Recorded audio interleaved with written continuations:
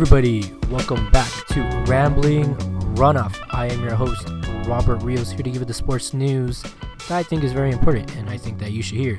And of course, with me, as always, through the digital landscape, is my co-host, Danny Tan. Danny, say what's up. What up, y'all?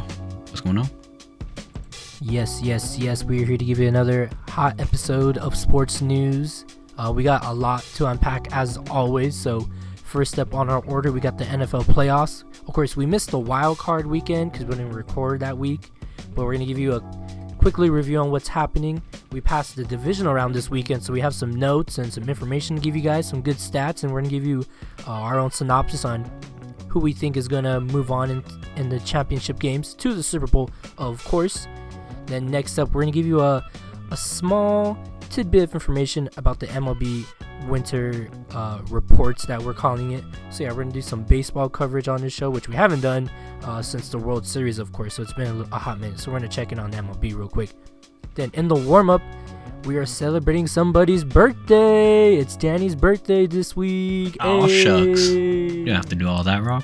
Ah, shucks. Got me blushing this year. Yeah, so Danny is now 21 years old. Nah, just kidding. Yes, sir. Finally, get some liquor. Yeah, there you go. But and this week's warm up, we're gonna be talking about our favorite or best birthday games. So whatever games you like to play as a kid, as an adult, however you like to celebrate, with activities, of course. And then in the rundown, we got college football championship, UFO schedule, soccer, everything in between. So yeah, stick around to the rundown. So we got a lot of good stuff to talk about this week. Danny, are you ready? Yes, sir. Let's jump in. But before we get there, of course, how have you been? Chilling, busy couple weeks. Didn't expect early January to be so busy, but yeah, it's cool. Chilling. All right. How have you been, Rob? I mean, I've literally been chilling because it's been cold.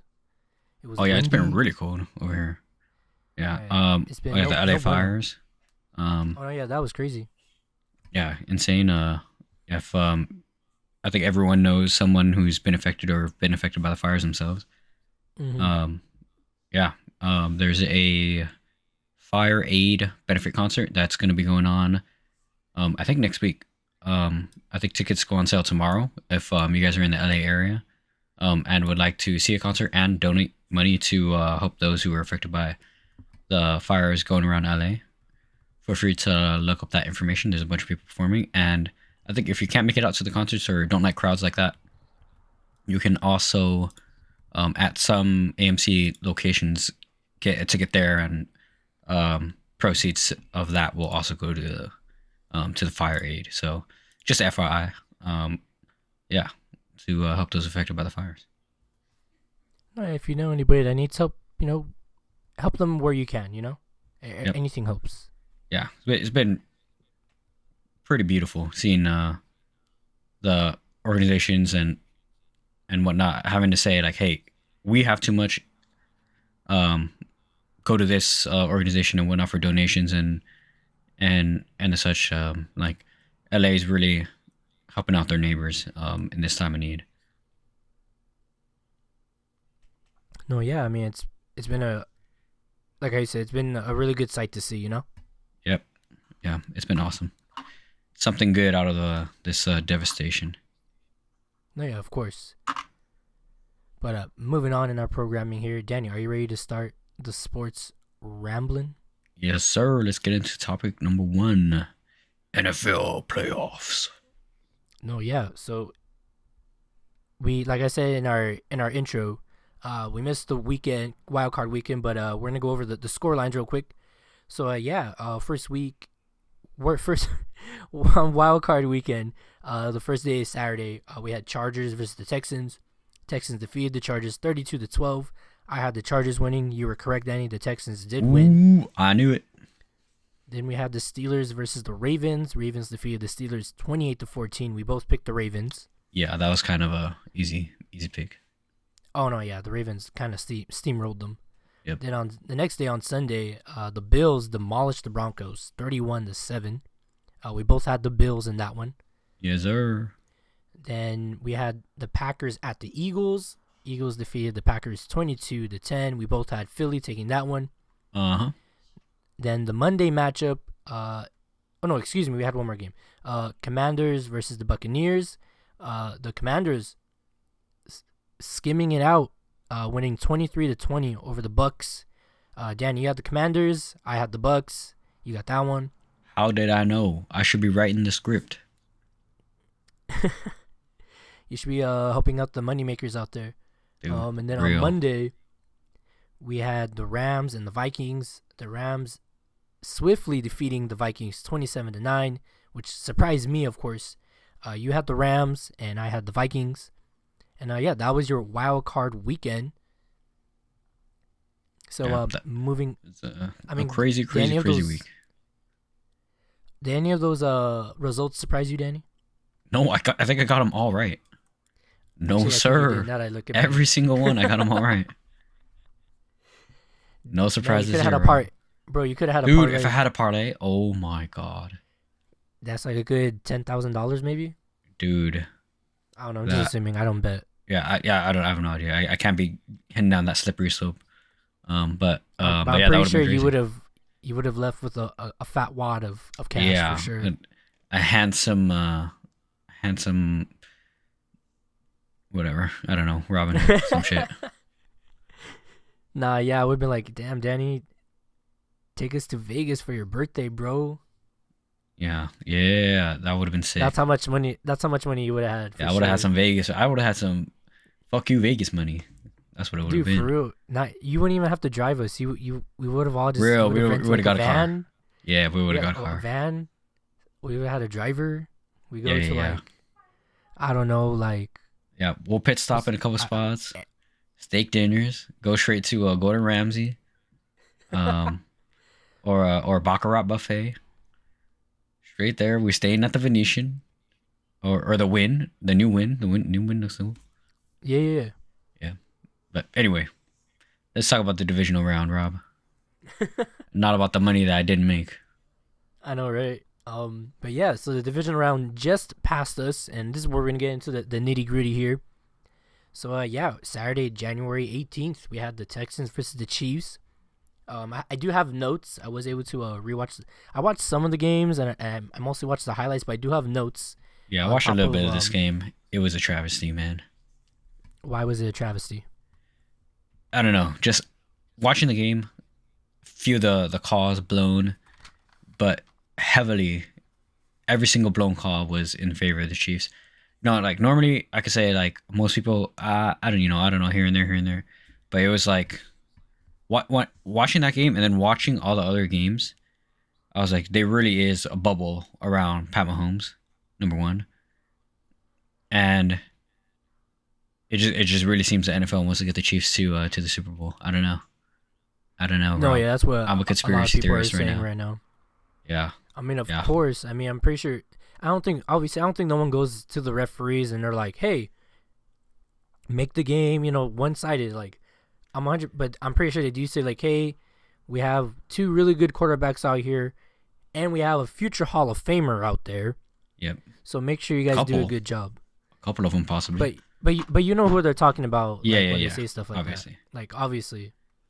And then the refs, they do their best to make sure they're all safe, but of course it doesn't come out like that. So yeah, I mean, just watching it, I went in thinking like, this is a big game. It should be pretty objective, but just like play after play, I was like, that should have been a flag. No flag. Flag is thrown. Why is that a flag? You know what I mean? Like, yeah, it's just insane. And then watching the other games where the officiating is just not standardized across the way, it's just it was just crazy. But anyway, let's get to your notes, Rob. I mean, yeah, like how you said, the game was a little bonkers. I mean, right off the bat, Casey opts to receive the ball. They run it back. They get to the Houston's end of the field, and then the dude drops the ball. So a fumble right off the kickoff. I mean, they recover it, but that's just a crazy way to start the game.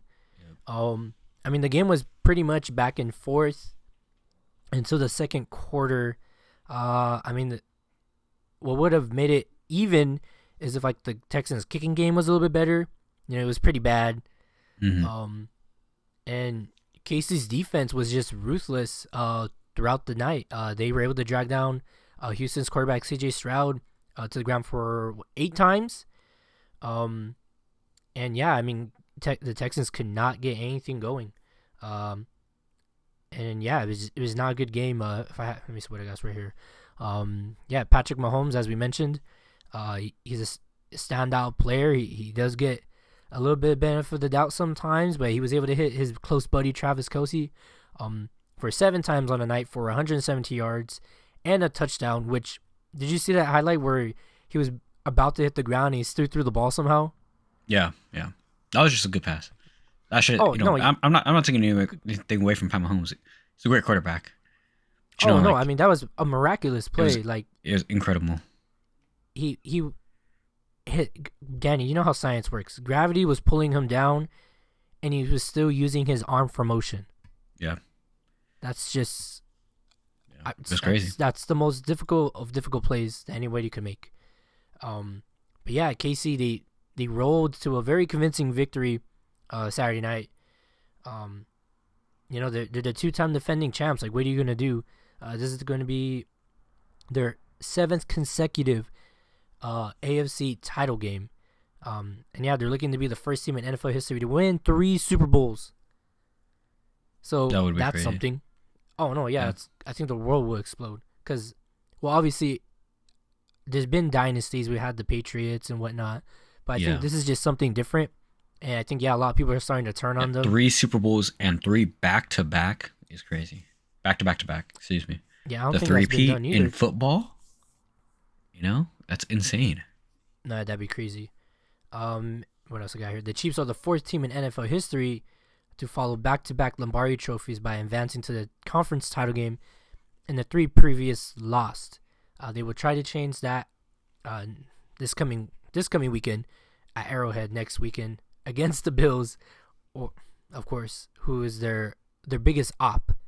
And then let me see what else I got here. Yeah, a couple more stats. Mahomes, he threw for a total of 177 yards and the 1 touchdown, as mentioned, improved to 16-3 in the postseason, tying Joe Montana for the 2nd most wins by a starting QB in NFL history, only behind the GOAT, Tom Brady.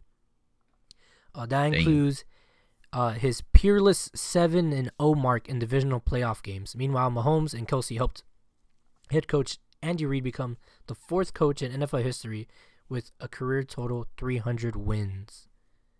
So, yeah, the Chiefs were able to shut down anything that the Texans could get going.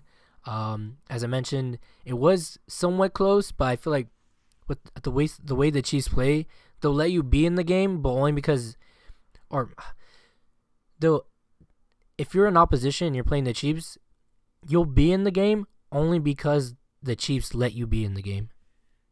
Yeah, it's a lacking defense or mistakes by the Chiefs that'll have you up or have the game be even close. Yeah, because then you're right. When they're firing all cylinders, like, it's a tough team to beat. Yeah, like they're 2 or 3 offensive plays from blowing out teams, and they're 1 defensive play or one defensive mistake or offensive mistake, from shutting you down offensively. Yeah. But yeah, that was that game. We're gonna move on to the next one. We had that same Saturday. We had another game that was a close game, of course, but the scoreline might say a little bit differently. Commanders versus the Lions. The Commanders 45, Lions 31. This was a shock to me because I thought the Lions had this in the bag. But quarterback Jaden Daniels, he threw for 2 touchdowns, and fellow rookie Mike I was trying to say his name earlier.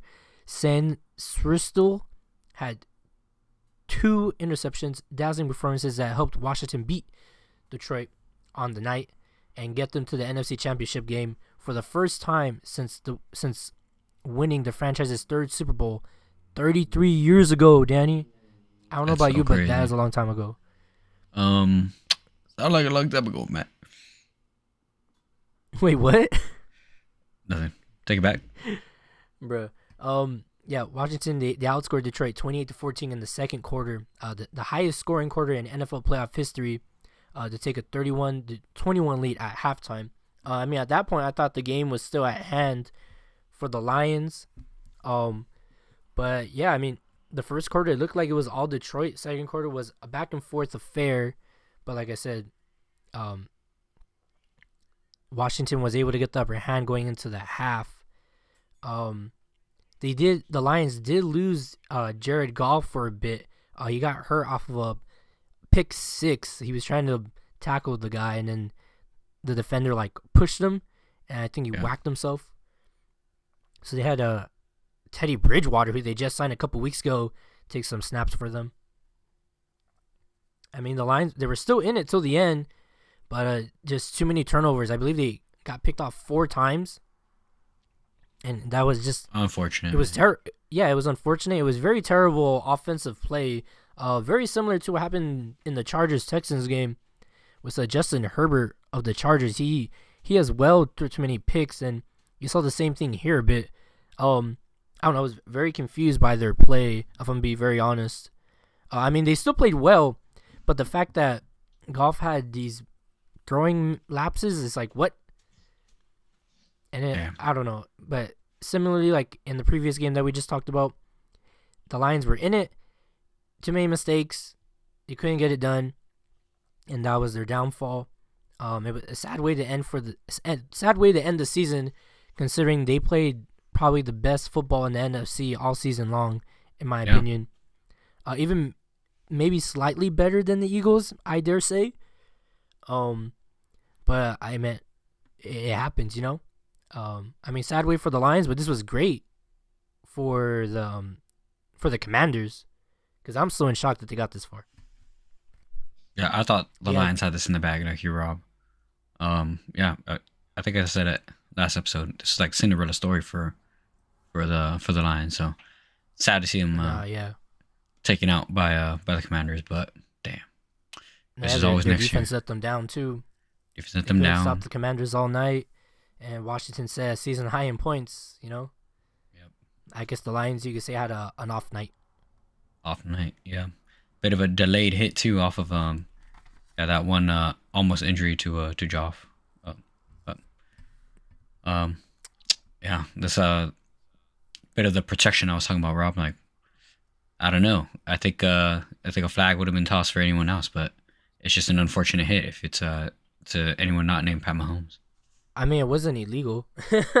Yeah, I know, but you know what I mean. Like, for the flag to be thrown after, I think if that hit happened to Pat Mahomes, I think the flag would have been thrown, and it would have been. What are you gonna say? Unsportsmanlike conduct or something? No, roughing the passer. No. Roughing the passer off of the play, something like that. Okay, I don't know. I think you're getting the play confused. Am I thinking the wrong play? Yeah, it's after he had thrown. Yeah, that's what I'm saying. The guy already picked off the ball.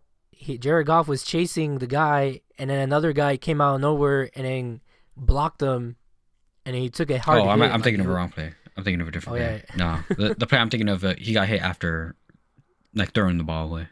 Oh, okay, yeah, different. No, yeah, this is the pick six one. No, yeah, I mean, you talking about the pick six? No, it's okay. I mean, I would have gotten confused too. He got picked off 4 times on the night, so real. Yeah, it was not good. But moving on, in our schedule here, then the next day, Sunday, January 19th, we had the Rams at the Eagles. So yeah, just to let you guys know, these next 2 games were a snow bowl of sorts. Yeah. They're pretty fun to watch, but insane to. Oh no, yeah. To probably play in. Oh no, yeah, they were great. 28-22 was the final score. Eagles on top. Saquon Barkley was the man of the hour. But yeah, as I mentioned, the game started out with the green field. Philly started out good with the early TD. End of the first quarter, you can start seeing the snowfall start coming in, and then Barkley gets a touchdown to start off his night. And then just from there, you can start seeing the people were just sliding around everywhere. Yeah. But it was good. And then, yeah, Barkley, he was just, every time there was a hole opening for him, he just ran past everybody.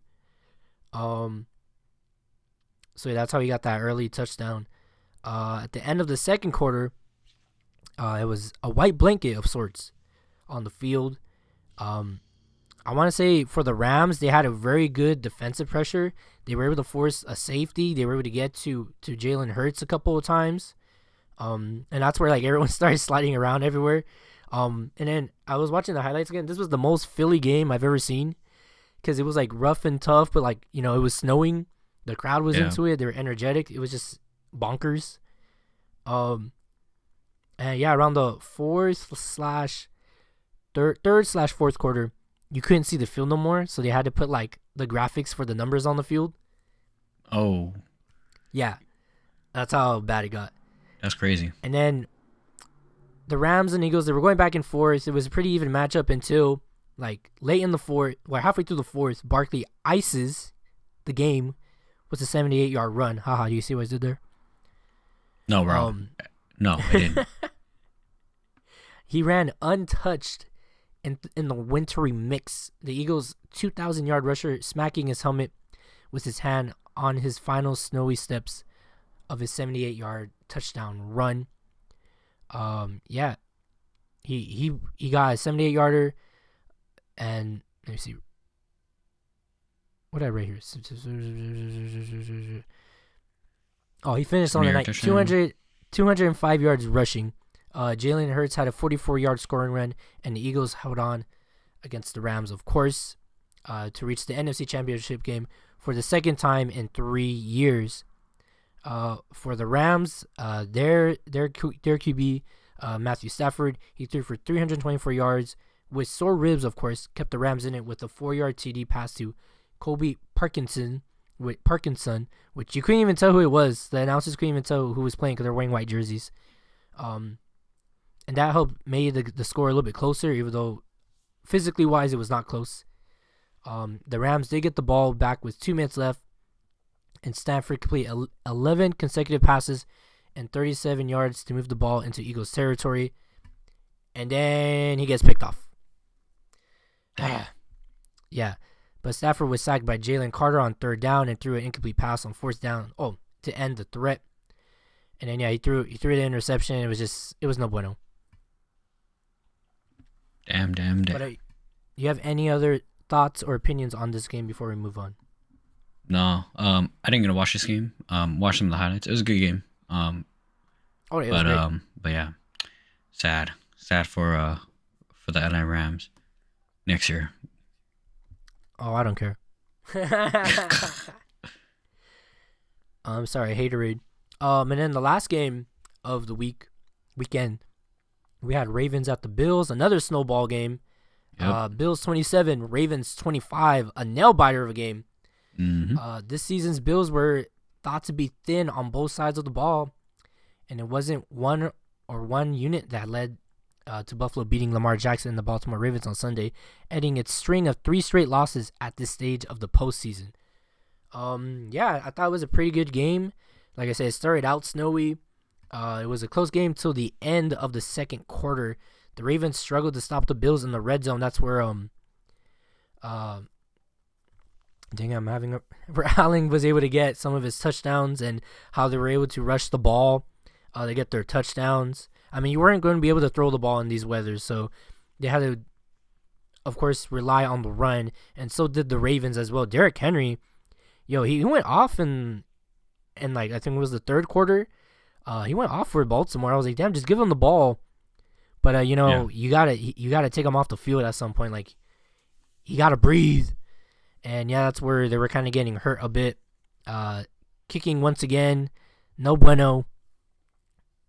For the Ravens, but also they couldn't really develop anything on offense as well. And yeah, turnovers hurt Baltimore all night. It was bad. Yeah, it was tough to watch. They did, however, stop them in the red zone / goal line area, but it was too little, too late. And this is where the game gets very dicey. The Ravens, they were able to get the 25 score line, as I've read before. Mm-hmm. But they went for the conversion. The 2-point conversion, the receiver drops the game-tying 2-point try. Yeah. It was a tough catch, too, and Yeah, looking at the replay, I'm sure most people have seen it. The ball's there. It's perfect in the pocket, but he's turned his whole body to receive the ball. And it's just tough. He would have had to been able to catch the ball, jump backward, and hope that he didn't jump too hard or turn his body immediately, but then he would have had trouble with the snow stepping inbound. It was just tough. It was just a tough pass. And then if you if you Drop really look nothing. at the whole thing, Sliding nothing. If it hits your hands, you gotta. it should be a catch, for real. It should be a catch. It All you should. gotta do is catch and fall backwards. Yeah. But if you think about that, he turned his whole body to receive it because he knew how important the catch was. But in catching it and trying to turn back around, I think he tried to do a full turn. But in doing that, he like lost his footing, and then was trying to backpedal, get back into the end zone, but too little, too late. Yeah, and if you look at the replay, the Bills had covered every receiver that was out there except for him, and there was maybe one that you could argue, but it could have been easy to pick off. He was really, the play was made for him. Received the ball, but yeah, just the incomplete, a heartbreaker. It would have been awesome to see it go into overtime, but oh no, yeah, for sure. But hey, I didn't expect the Ravens to hold on like that. I didn't think they were gonna get all the way down to the field to even get any points at all. So good on them. But yeah, heartbreaker. Yeah, because they're down by quite a bit at the half. They really came back. Now let me see what else can I tell y'all here. Mr. Allen rushed for one touch.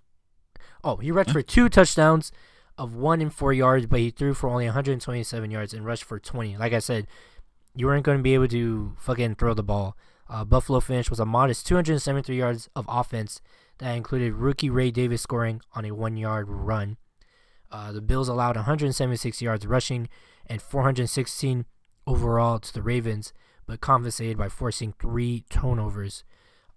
This most for the Ravens, Lamar Jackson's probably gonna get more scrutiny for his playoff performances, as I think he did great. His record now falls to 3-5 in the postseason. I mean, you think he did great, but I mean overall and the bigger picture, you know. That's what people say. The record's not good, but you can't blame this all on the quarterback. No. The offensive line didn't do a good job of stopping and giving him options. Actually, I lied, because in the second half they gave him a lot of options. He was in the pocket for a long time in the second half, but yeah, the coverage that the Bills had was just insane. Yeah, I mean that's what you got to do to be a champion team. You got to protect the quarterback. Yes, sir. But moving on real quick in the NFL. So Championship Sunday is this weekend, Sunday, January 20th.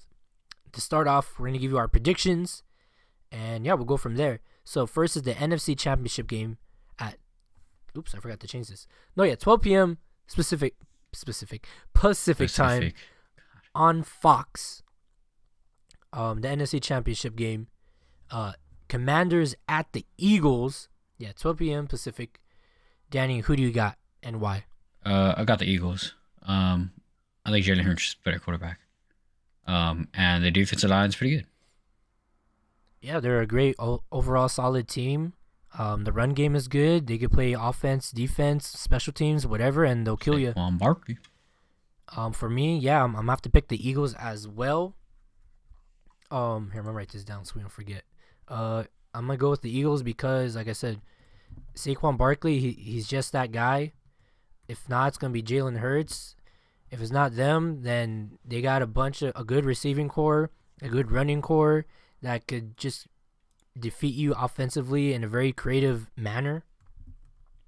And then on the defensive side, they've always been rough and tough, and that's how they get you. Sorry, Commanders. I think this is where your luck dies out. Yeah, I think so too. And then on the AFC Championship game, 3:30. There you go. I know I had it right. 3:30 Pacific time on CBS. We got Bills at the Chiefs. Danny, are the Bills gonna do it this time, or the I Chiefs hope. mania gonna keep on rolling? I hope the Bills do it, but I think the Chiefs they're a very good team. Despite what everyone says, refs and stuff, they're a very, very, very good team. The Bills, I mean, they've got a chance. I think it's going to take a lot. I think Josh Allen's going to maybe have the margin of error of one interception, like be able to throw one pick. He might be able to be sacked like twice. But if they fall on more than two like offensive drives, I think that the Chiefs are going to take it. So they got to be really efficient and score on basically every single offensive drive that they have, even if it's just a field goal. I agree with you, but my naive self wants to say the Bills are gonna win because of the haterade. Yeah. But I have to counter your prediction because if Allen throws one interception, the game's over. You think so? No. I think Yes. with one interception, the Chiefs are already going to score offensively. I think they can afford one. I'm going to pick the Bills here. You're going to take the Chiefs? I'm going to pick the underdog. I have to. Yep. I want to pick the Bills, I know. Me too. but I'm standing on business. I guess so. But yeah, that's what we got for you. So we're gonna cut our analysis there short a bit.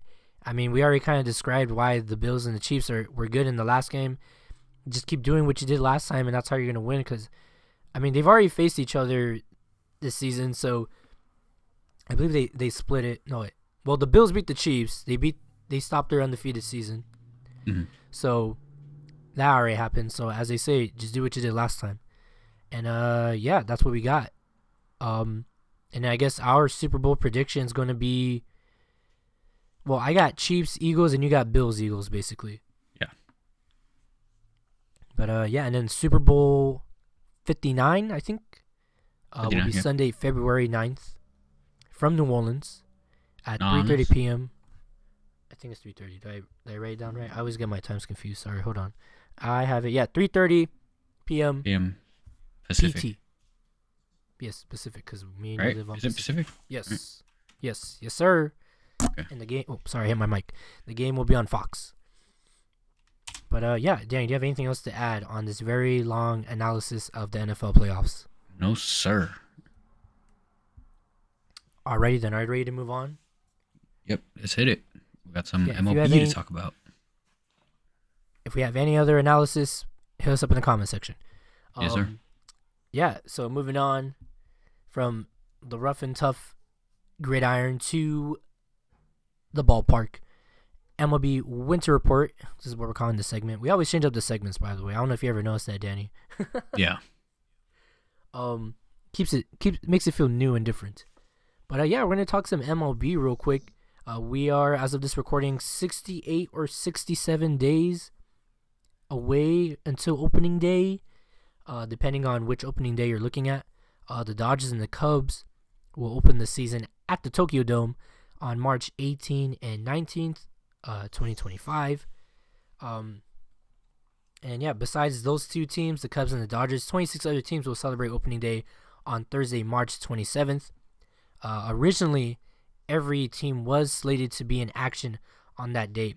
However, the Rockies-Rays matchup was moved back a day to March 28th to allow more time to prepare. George M. Steinbrenner Field in Tampa, Florida. That facility, the spring training home of the Yankees, will serve as the Rays' home park in the 2025 season due to the damage that Tropicana Field sustained during Hurricane Milton this last October. But yeah, other than that, we've had a slew of signings. So we're gonna go through a few of them. I know, Danny, you're not much of a baseball person, so I'm gonna not pivot to you too much. But yeah, we're just gonna go through some of the names, but I'll make it easier for you. How about we'll start with the Dodgers? Is that cool? Yes, sir. Like, That's what I know. I know you do. That's why we're gonna start with them. So yeah, the Dodgers, up to this point, that from the data I was able to collect, I might have missed one or two. The Dodgers were able to sign pitcher Blake Snell, Michael Conforto. They were able to re-sign Blake Trinan. They re-signed your boy Teoscar Hernandez. They got Tanner Scott, the pitcher. And then this is where we start getting a little controversial. Excuse me. I mean, you can even say the Scott signing is dicey. The Dodgers were able to sign. I'm sorry for my pronunciation.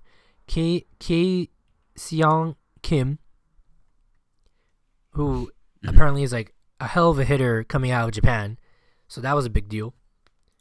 And then they also signed pitcher Roko Sasaki.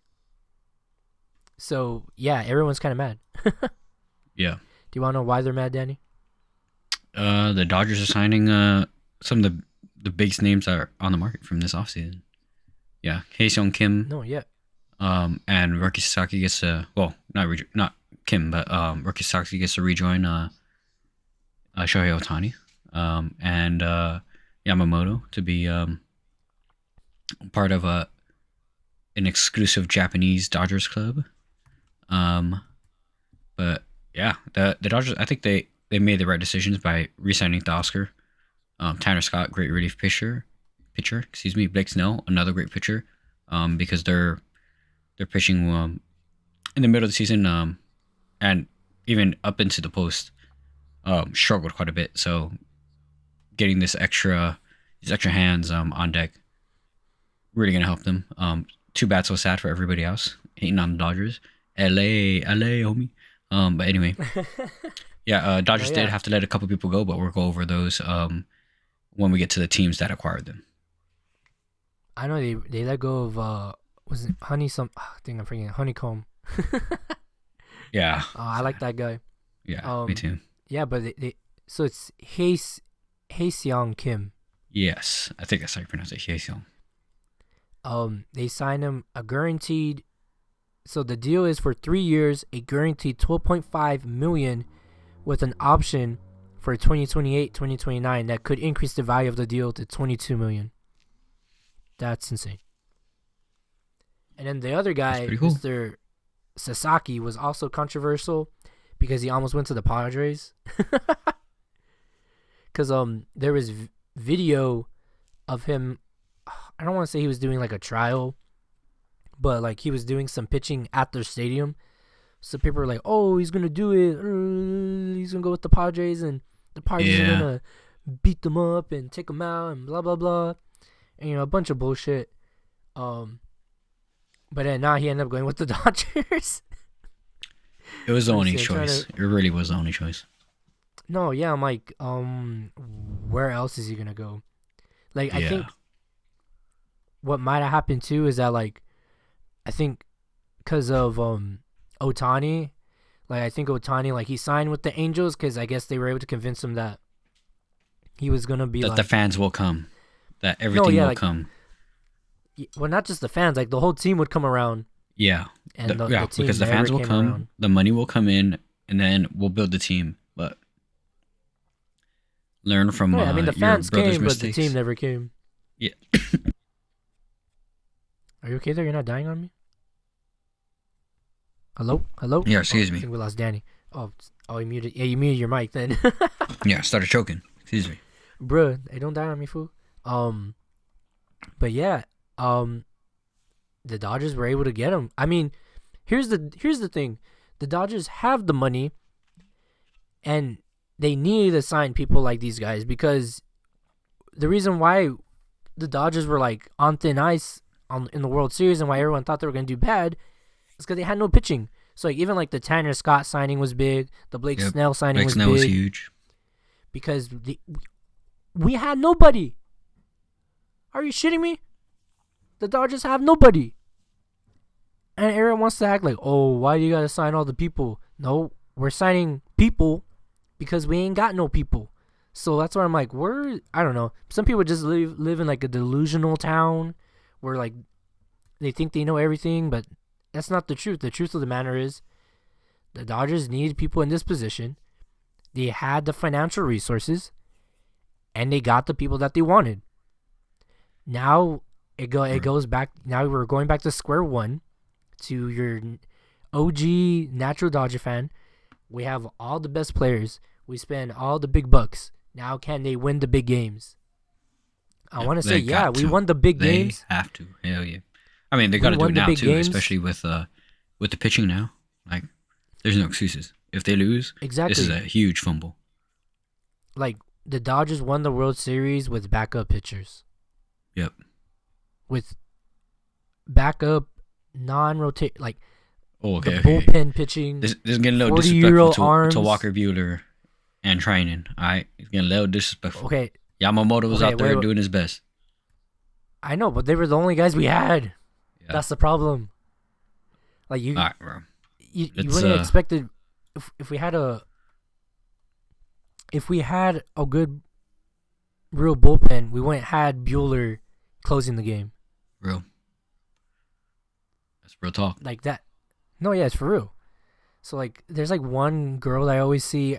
She does like baseball and wannabe baseball analysis. And she's like, "Why are the Dodgers allowed to do this?" Wait. Like, I think I've seen it. Let's not smack talk someone else who's trying to get the bag. She's just putting her opinion out there, But I think I know what you're talking about. That's just fandom. If you're a fan of another team, you're gonna be upset that the biggest team in baseball gets the biggest signings. It's just what it is. No, it is what it is. So that's why I'm like, why is everyone mad? Anyway, too bad, so sad. Panties in the tears are delicious. Yeah. You want to hop to the second biggest team in baseball? Want losers. Big O's. I mean, yeah. The Yankees. The Yankees. I mean, I wouldn't say they signed. Well, they probably be letting a lot of people go now. Yeah, I know we reported this a while ago. I mean, it was very quickly. Cody Bellinger is now a Yankee. He's going to have to shave his beard and mustache now. So, yeah, he moves from the Yankees. Oh, no, excuse me. He moves from the Cubs to the Yankees. The Yankees also picked up pitcher Paul Goldschmidt from the Cardinals. That's a really good pickup, by the way. You know how many times Paul Goldschmidt has messed up the Dodgers season? Like, that's how good he is. Because the Cardinals be on that boogie time magic. Damn. So, yeah, that's a good pickup for them. Yep. And then their homies down in the other borough, the Mets, probably made the biggest signing besides the Dodgers, within the league at least. Yeah, I think the biggest signing in the league for sure. Yeah. So, but before I'm gonna let it burn for a bit. So yeah, the Mets were able to sign Griffin Canning from the Angels. Sean Manaea, I forgot, I wrote it down from somewhere. Jesse Winker re-signs. He was really good for them in the playoffs. And then they also signed AJ Minter from the Braves. That's a really good pickup as well. And as we've been teasing, Juan Soto leaves the Yankees and now joins their crosstown rival, the New York Mets. I know I've mentioned it before. I know we've talked about it very briefly, but I can't believe he did this. It's still very mind-boggling to me because he keeps moving teams. It's like, what is it? Are you a bad bullpen guy? Like, he's just chasing the bag. It's just chasing the bag. Like, really, I don't think there's anything about it. Yeah. Like, it's insane. Like, it's not even like it's past Kevin Durant levels of I'm gonna go to a different team. Like, it's past Kyrie Irving levels of I'm gonna go to a different team. Well, we've yet to see if the Mets are gonna have a bigger run at the World Series than the Yankees are. I think it's a tough call to make. The Mets did pick up a lot of stuff, despite the huge signing of Juan Soto, but we'll see. We'll see if Cody Bellinger. I think he's a better overall player than Juan Soto. Not a better hitter, but overall, I think he's a better player. But we'll see if which of the two New York rival teams make it out on top at the end of the season in October. Yeah, I think you make a great point. Somehow, for some reason, Juan Soto was nominated / voted for a Golden Glove. Insane.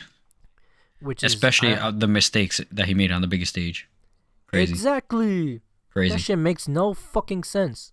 Crazy. It is 1 second. Well, it was a couple seconds and a couple of mistakes, but yeah, that 1 second of damn lost focus. Yeah, lost focus, hesitation. I know. There's one play in mind where he caught a fly ball, and he picked it up, or he caught it, or he picked up a ball, and like he kind of had it in his glove, and he just threw it like all nonchalantly, or like he's like, oh, like, not in a panicking way either. He was like, oh, I have to throw the ball. Like what? Damn. Are you shitting me? Like that's where I'm like, I don't know.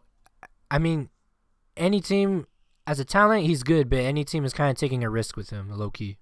Yeah, I mean, teams that need a hitter, and he's a great hitter. Like, can't deny. Yeah, that's true. Moving on now, we have the Nationals. Mike Soroka was one of their pickups from the White Sox. Nathaniel Lowe. Wait, what? No, go ahead. Nothing. Go ahead. Anyways, Nathaniel Lowe from the Rangers. Josh Bell. They pick up Josh Bell from the Diamondbacks. That's a really good pickup. I thought he was in Mexico. Just kidding. This is another joke. Keep it rolling. I actually get that one. That's why I did alongside. You're so dumb. Keep it rolling. You're not supposed to respond to these. The Phillies pick up Max Kepler from the Twins. That's a good move. The Phillies also get Jesus Luzardo from the Marlins. Marlins struggled last year, I think. Then we get to these guys. I don't even know how to describe the A's. The A's that don't have a town. They pick up Gio Urshela from the Braves. They also give a contract extension to Brent Rooker. And then they also picked up Jose Leslurk from the Rangers. Sorry for my pronunciation. And then the Red Sox also making some moves, of course. They picked up Patrick Sandoval from the Angels. He's an okay player. And then their big signing, which I know I mentioned before in one of our episodes, the Red Sox picked up Walker Buehler from the Dodgers. So good on him, getting the bag. Yeah, getting the bag. I mean, I wish he would have stayed. I don't know. Maybe I guess the Dodgers cannot blame him. They wanted to please Ohtani. They maybe had to clean up some of their books. I'm not really sure what the situation. He's already got the chip. I think it was tough to argue to keep him. It's just tough. I guess, but yeah, Walker Buehler is a Red Sox now. The Astros picked up Christian Walker from the Diamondbacks. Low-key, everyone's just getting the Diamondbacks players, bro. Like, what? Yeah. This is dismantling them, low-key. I'm be really surprised to see what the Diamondbacks do, because they give up a lot of people. The Cincinnati Reds, they pick up Jose Trevino from the Yankees. That's a good pickup. And then the Reds also got Gavin Lux from the Dodgers. The Dodgers had to give him up as well. Damn, I really like Lux. Yeah, he was pretty good. I wouldn't say really good, but decent hitter, great in the outfield. If he wasn't in the starting, I would say when he's in the starting lineup, I'd be a little bit worried. But whenever you need a hit for someone to come off the bench, he's there. Yeah, he's your guy. Yeah. And then here we go, the Diamondbacks. Okay, they picked up Josh Naylor from the Guardians. He's a power hitter. Yeah, he's a good pickup. I haven't seen. I mean, you'll see a good highlight from him here and there, but I think there's a reason why the Guardians had to let him go as well. It just the consistency might not have always been there. And then Corbin Burns from the Orioles. That's a great pickup for them. Maybe that will make up for the loss of the players that they had to give up. I'm not sure. We have to wait and see. For the Guardians, they got Carlos Santana. The Rangers, once again, another team picking at the Diamondbacks. 70 years old, pick up Santana. It's crazy. The Rangers got Jock Peterson from the Diamondbacks. Sorry, go ahead. The Pirates re-sign or extend. Okay, I don't even know what the situation is here. I'm keeping it a buck. Andrew McCutchen, he left the team for a bit and he came back. I'm assuming they re-signed him for like another year or two. I bet he just their played. Best player. He played his hand at the free market. No one wanted him for the amount of money he was asking and whatnot, and they came back and they re-signed him. I guess, because, yeah, he was there. He was their guy. He left, and then he came back, and then I haven't really heard much from the highlights, the stat people, so, but to my knowledge, he's been consistent at least, so hopefully with the Pirates, they could turn it around. I don't know, Pittsburgh's been going through it in the baseball realm, so we'll have to wait and see. Up to Detroit for the Tigers, they pick up Gleyber Torres from the Yankees. He's pretty good. I think it'll be a good mix for the Tigers, who had a decent run these past 2 years. So yeah, we'll see what happens. The Orioles get Charlie Morton from the Braves. That's really, really good. He's gonna give you. He's a workhorse. He's gonna give you all the time in the world, bro. Trust me. The Royals get Michael Lorenzen. He re-signs with them. And here's probably, I want to say maybe an underrated signing. Just due to the fact he is getting a little bit older. Justin Verlander moves from the Astros to the Giants. Justin Verlander, he won. He's won World Series with the Astros in the past couple of years. I believe his contract expired and they re-signed him, and I believe then he got hurt. I haven't heard or seen much about him in a bit. I may be wrong. If you're a real baseball head, let me know. But yeah, he is now with the Dodgers' rivals, the Giants. So we'll have to wait and see how that matchup is. The pitching and batting matchup is between the two.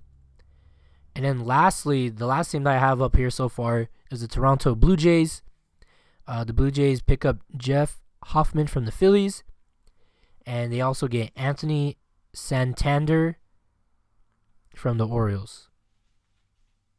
And yeah, that is everybody that I got on here. Dan, do you have any questions, comments, concerns on any of the people that I mentioned on this list?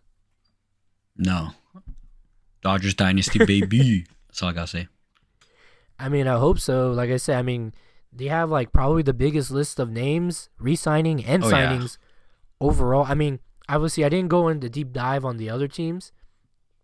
I just did a brisk social media internet search on who people were getting. Obviously, you got rosters of like 30 to 40 people on each squad. So, yeah, it would be a little bit hard to get everybody from the farm system and the re-signings and call-ups and whatnot, or assignment people. So, but yeah, this is what the season's looking like so far. And once again, we are, depending on when you're listening to this, 68 or 77 days out from opening day. Dodgers, Cubs from the Tokyo Dome on March 18 and the 19th. And then, yeah, everybody else will be the 27th and the 28th of March. So, yeah, should be a good time. But, Danny, are you ready to move on? Let's go. And once again, happy birthday, Danny. Woo! Pew, pew, pew, pew. Damn. Thank you. So, yeah, for this week's warm-up topic, we're going to be talking about our best and or favorite birthday games. And, yeah, Danny, it's your birthday week. How does it feel? The same. Feels the same as any other week. I don't know. Maybe it's getting older. I'm numb to the world, and nothing feels special anymore. No, I'm just playing. No, it does really feel like any other week, though. Yeah, maybe it's because I have to work on MLK Day. Sad I don't get that holiday off anymore. But yeah, it's another year to many more. Yeah, a little older. I haven't felt anything crazy yet. My knees aren't getting weaker. Sometimes I get a little bit of back pain. Scares me. But yeah, still feel good. Oh, okay, for sure. No, I get you. I was a little bit worried. I was like, dang, that was very depressing, but you turned it around. Yeah. You had me going in the first half. The grip of time. It is Father Time's undefeated. Yep, exactly. But yeah, the reason why, like I said, it's Danny's birthday week, and I want to see what was his favorite game to play as a kid or as an adult to celebrate his birthday, or even in general. Like, you go to a birthday party. What games did you like to play, Danny? Back when I was a kid, it was a Vietnamese game called Baku. It's like a little fold out. Sometimes it's a piece of paper or some laminated or whatever. It's got 6 like drawings or pictures on it. There's a crab, a shrimp, a rooster. Is it 6? Is it 8? Fuck me, I gotta check now. No, it's all good. But as Danny looks at just so everyone know, I asked a couple of people that I know if they could tell me like their own personal games that they wanted to play. So once we get around there, I'll talk about that, of course. Or I guess Danny, are you ready? That's 6. Yeah, there's 6 of them. There's okay. Continue. The shrimp. There's a crab, a fish, a rooster, a gourd, and a deer. So you get 3 dice, put it in a bowl and a plate, in between a bowl and a plate, shake them up, and then before it's uncovered, everyone places their bets on what comes up. And then depending on what comes up, if your photo or whatever comes up, like let's say you bet on the crab, you bet $5 on the crab. If the crab comes up, it pays out 5. If 3 crabs come up, you get paid out 3 times. So you get $15 on top of the 5 that you bet. So you come out with $20. So yeah, that's a fun one. As an adult, beer pong, awesome. Blackjack, poker. Yeah, back in the day too. Just a little bit of basketball in between. Like a mini party at a family party. Where we'd be at our uncle's house. They had a basketball hoop in like a shared driveway. That'd be fun too. But yeah, bro, that's it. That's all I got. We didn't play too many games, especially for birthdays. But these are like general party games that we did sometimes for birthdays. But yeah, good memories. No, yeah, that's cool. I mean, the first one sounds like gambling, but sounds about right. Yep. Can't stop me. Can't be put off. Won't be stopped. Gamble. Let me see. I mean, yeah, I've had a slew of birthday parties myself. I remember when I was like 5 or 6, we played like, I don't know about you, but I was really good at like pin the tail on the donkey style games. Oh yeah. Like I had a wrestling party one time and we did pin the sticker on John Cena's belt, like WWE belt. Okay. And of course I won because I got it like that. Rigged. No, I was just really good at having a steady hand. Rigged. That's all I hear. Oh, shut up. Went at your own party. Then, rigged. No, it was not rigged. And I remember one year when I was little, we played like I think we had a clown or something, and we did like the parachute game. Terrifying. So that was pretty game. Cool. Like the rainbow parachute, it's like a circle, and it has like right. Like, and then someone calls your name, you gotta run across it before it comes down. Yeah, like that. Yeah. Yeah. I see what you're saying. So we had that. Okay, I can't remember where, but I'm pretty sure everyone's played like water balloon toss. Like I can't remember exactly where, but I know I played water balloon toss, and this one's a classic, musical chairs. Musical chairs is fun. Yeah, I remember. I think I've won musical chairs once. I think I was in middle school.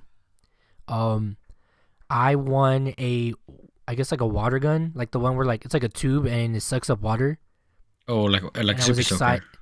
Yeah, so I was happy, and then I was sad because when they gave it to me, it already had a crack in it. Damn.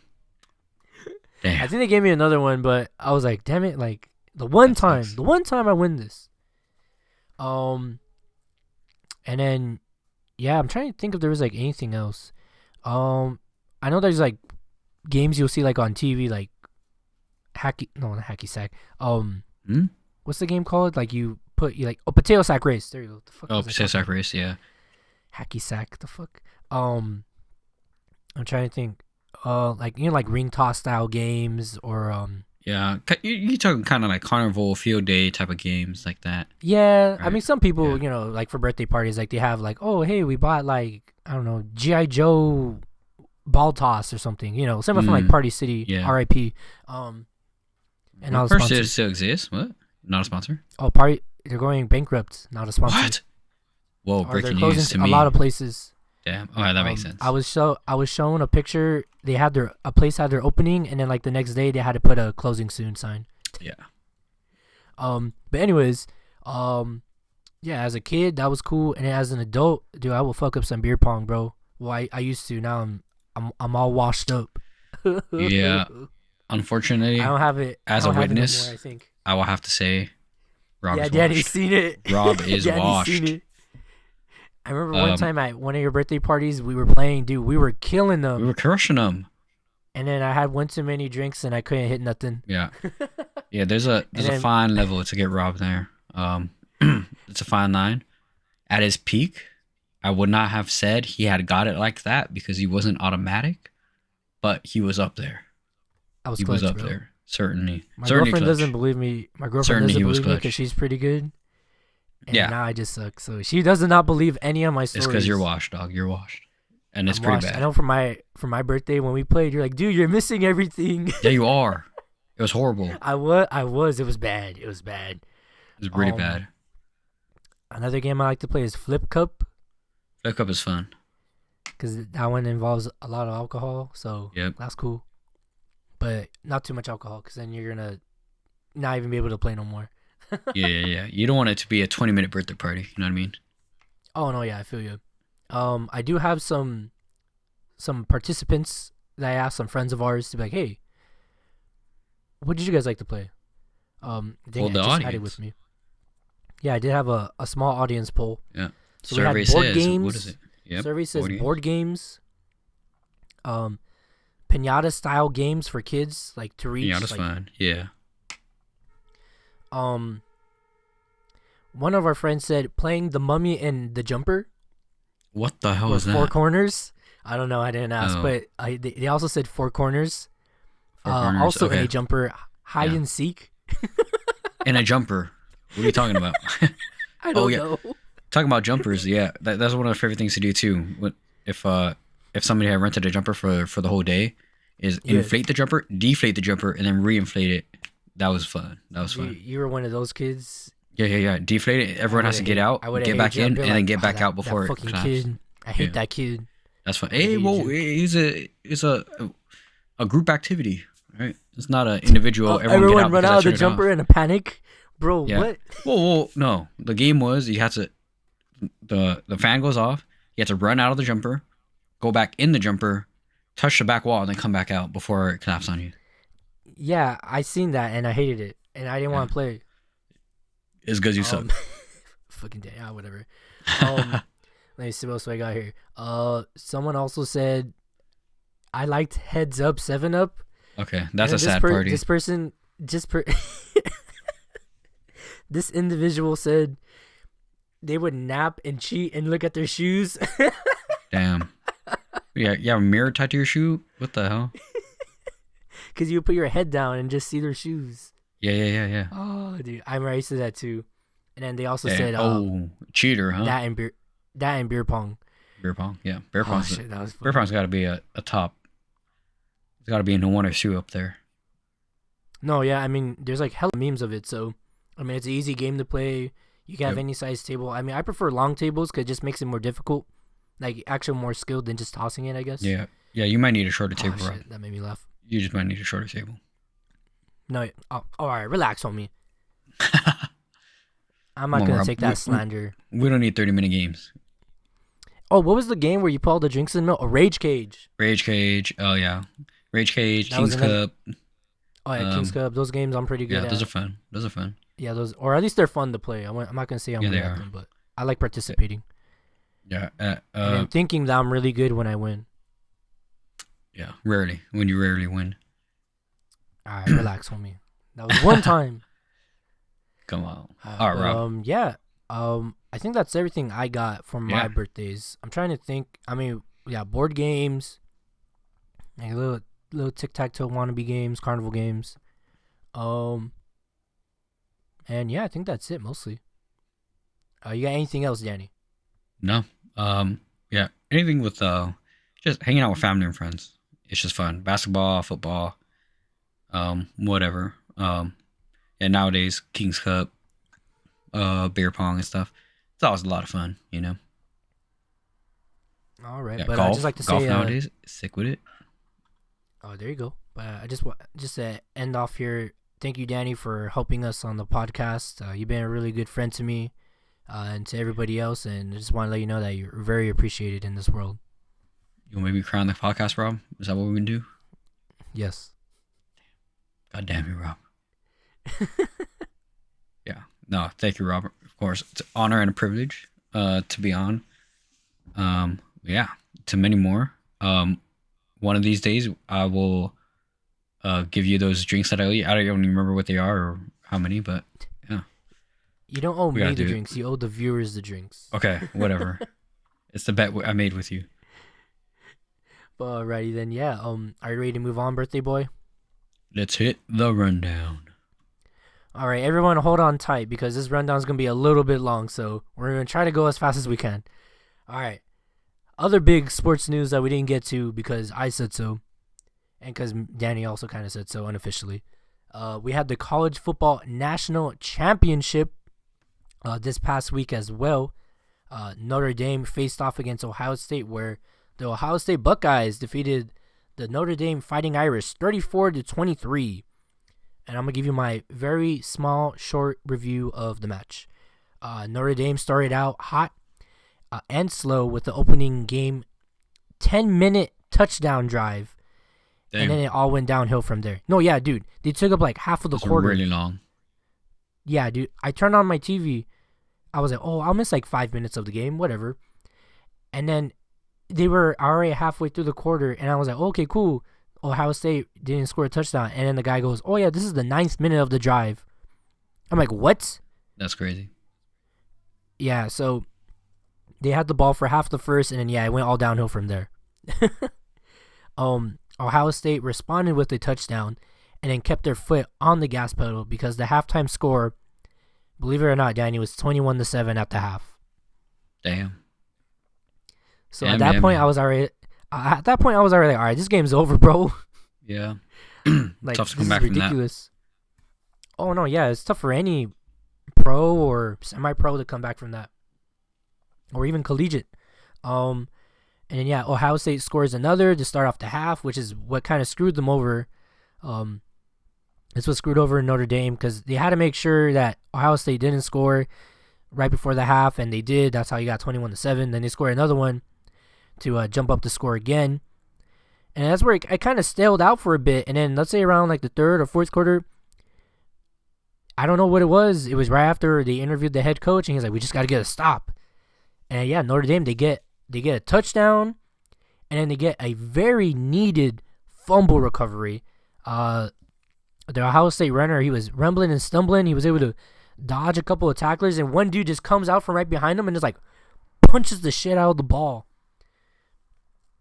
And like gets him down, and the guy drops the ball as he's going down to the floor. It's like, no!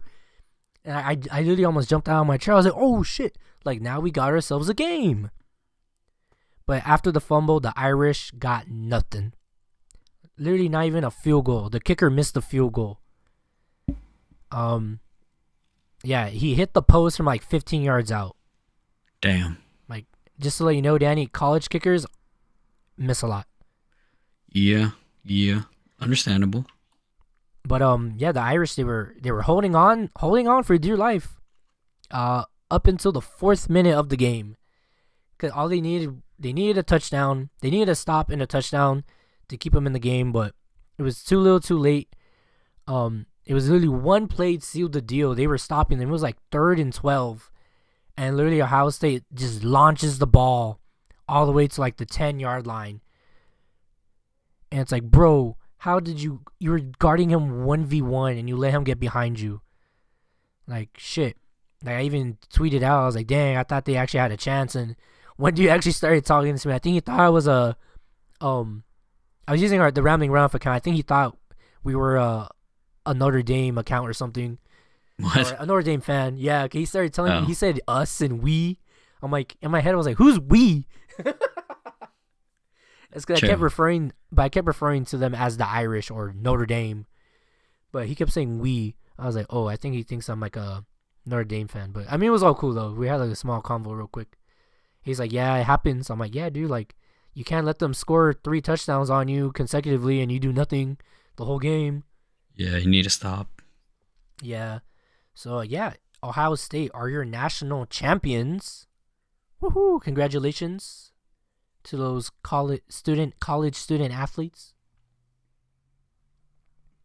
Danny, this is the part where you Big shout congratulate out. them too. Sorry, try not to choke. Big shout out. Yeah, Shout you're out all good. Ohio State Buckeyes. Go Bucks, or whatever they're called. Can you tell Go I'm Bucks. salty too? Yeah, I can tell. But yeah, congrats to them. Danny, drink some water, please. I'm trying. Moving on now. We have the UFL. The season schedule was announced. The United Football League this week, or not so long ago, announced its complete 2025 game schedule with the league's media partners Fox, ABC, ESPN, ESPN2, and FS1 combining to televise all 43 games during the UFL's second season. Select games in Spanish will also air on Fox Deportes and across ESPN Deportes and ESPN Plus. The 2025 season will kick off on Friday, March 28th at 8 p.m. Eastern when Fox Sports debuts Fox UFL Friday, a new night dedicated to UFL action taking place each Friday during the 10-week regular season, with a matchup featuring the St. Louis Battlehawks against the Houston Roughnecks. The league's second season will conclude on Saturday, June 14, when ABC presents the 2025 UFL Championship game. Danny, are you excited for the UFL? Yes, sir. No, excellent. And from the gridiron football, I would take us to the world football. The U.S. men's national team, currently in their January camp, completed their first of 2 friendlies this week as they beat Venezuela 3-1. Jack McGlynn and Patrick Aubameyang scored about 2 minutes apart late in the first half. And Matko Mitrovic, whose 3rd-minute penalty was saved, struck for the U.S. in the 64th minute, which was a banger, by the way. I wasn't able to watch the game, so no analysis, but the highlights look cool. Once again, it is a MLS-heavy roster. And then the U.S. men's national team concludes their January camp on Wednesday, January 2nd, or today as you're listening to this podcast, versus Costa Rica. They're playing at Inter & Co Stadium in Orlando, Florida. And in more soccer, we have the UEFA Champions League. The games this week on Tuesday, January 21st and Wednesday, January 22nd. For the top 8 in the standings, we have Liverpool at number 1 as of this recording. Barcelona, Arsenal, Leverkusen, Aston Villa, Inter Milan, Brest, and Lille. I believe Barcelona is number 1 now because they did win today, which was a crazy game, by the way. They were down 3-1, and somehow the game ended 5-4 in their favor. So yeah, Barcelona, showing why they deserve to be in the top tier of the Champions League. And then also, just to let everyone know, CONCACAF Champions Cup is coming around the corner. Round 1 begins Tuesday, February 4th, and will go through February 27th with home and away legs. And now we get to the last portion of our podcast as we talk a little bit about the NBA for Danny, of course. And yeah, Danny, do you want to talk about it, or can I get it going here a little bit? Sure. Go ahead, bro. So real quick, everybody wants Jimmy Butler. The Bucks want him. The Raptors want him. I think the 76ers want him. Everybody wants this guy. Suns. Who wants him? Oh, the Suns too. Yes, there's been a deal with the Suns going around. I believe they traded with some the Utah picks. Jazz for first round picks. Mm-hmm. So, Danny, what else can you tell us? What's popping in the NBA sports world? Yeah. The Warriors are bad. They lost by 40 against the Celtics. Sucks to suck. Cleveland's doing good. OKC beat them handily in their recent matchup. But yeah, the standings are pretty much the same that we talked about last time. The West is still super tight. A 500 record gets you 10th in the West, while in the East, a 500 record will get you actually 9th.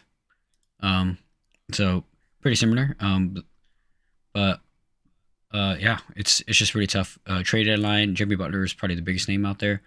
Bradley Beal might be moved with him if it is a deal with the Suns.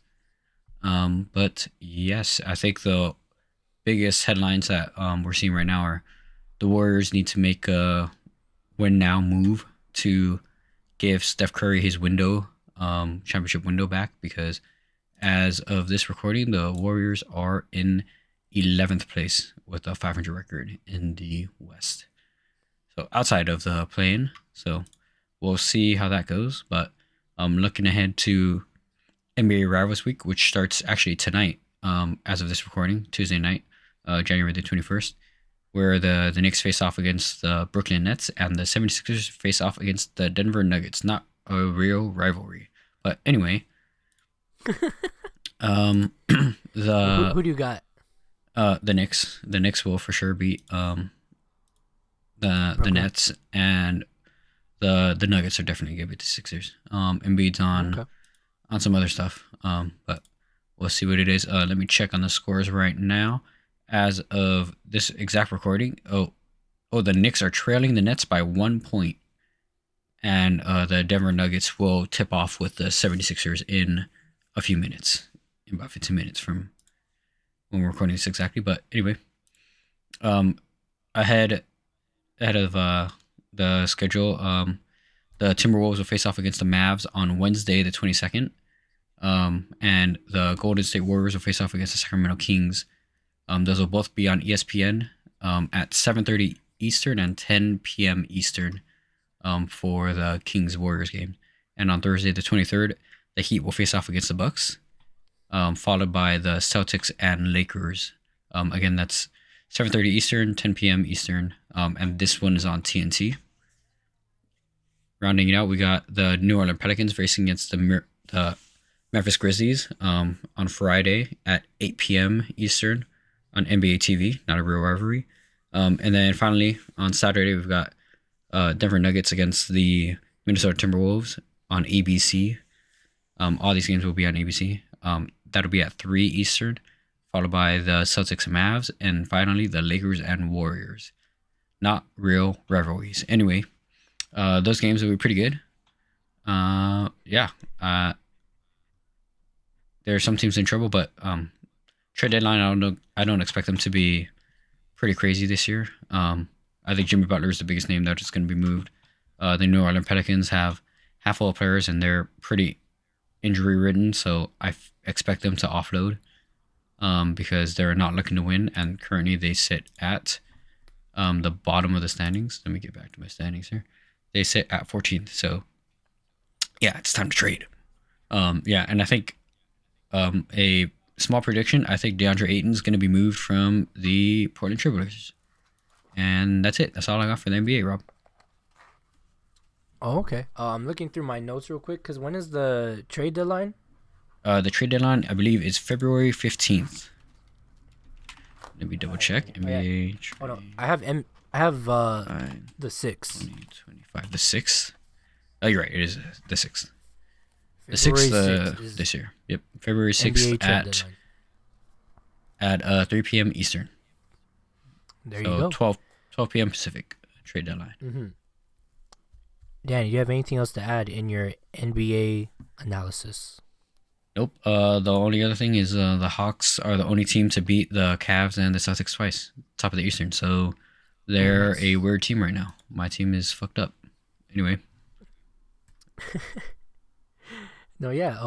That is all that we have in the rundown. I know it was another long episode today, but hey, it's a lot of good stuff that we got through. But real quick, we did debut our water break posts online. Yes, please check it out. We got a little lucky there. There was a platform that disappeared for a second, but reappeared, so that was good. So yeah, go check it out. We posted it on TikTok, Instagram, and I also posted it on X, formerly known as Twitter. So yeah, so go check those out. We'll be posting those on the weeks that we don't record, so any stuff that we miss or anything that we think deserves some shine in the sports world. So you'll be seeing me and Danny post those during those weeks. But yeah, it was pretty good. I liked it. But it'll be improved. There's room for improvement. Yeah. Just a little water cooler talk or something to look at while you're taking a break at the gym or whatnot. So we'll be doing, like we talked about before, just a little activity, and we'll have a water break. And while you have your water break, you can look at some of the headlines and things that we missed or whatnot. No, yeah, that's what they're there for. But yeah, Danny, are you ready to what's the saying? Light this candle. Light this. Well, I guess you're blowing it out, right? I don't know. Yeah. Well, take us out, Rob. Either way. All right, here we go. Thank you for listening to Rambling RunOff. If you're listening on YouTube, please hit that like and subscribe button. If you're listening on Spotify for creators, Amazon Music, or Apple Music, please give us a follow. If you want to see more from us, you can find us on X, aka Twitter, at Rambling RunOff, and on Instagram at Rambling RunOff as well. And I guess we're going to be posting a lot more on TikTok, so make sure you follow us on there as well. Just look up Rambling RunOff, and we should show up, of course. I've been your host, Robert Rios. For my co-host, Danny Tan, we'll see you next time. Peace out. Peace.